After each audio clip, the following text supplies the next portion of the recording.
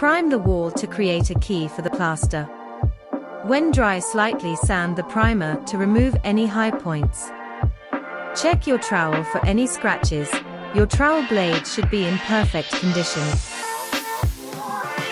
Apply an even layer of plaster, aiming to cover the primer base. Once the first layer has dried, proceed to apply the second layer. Apply in overlapping patches over the entire surface and let dry.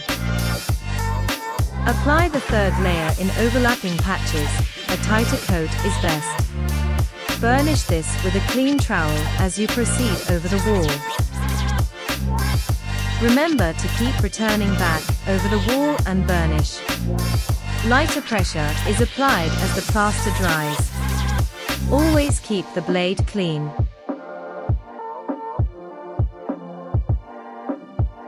Your aim is to see a clear and clean reflection in the dry plaster. Don't over-burnish damp areas. Have patience and let patches dry.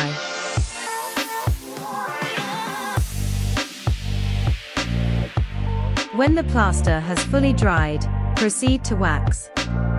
Use decor wax, spatula wax, or natural beeswax.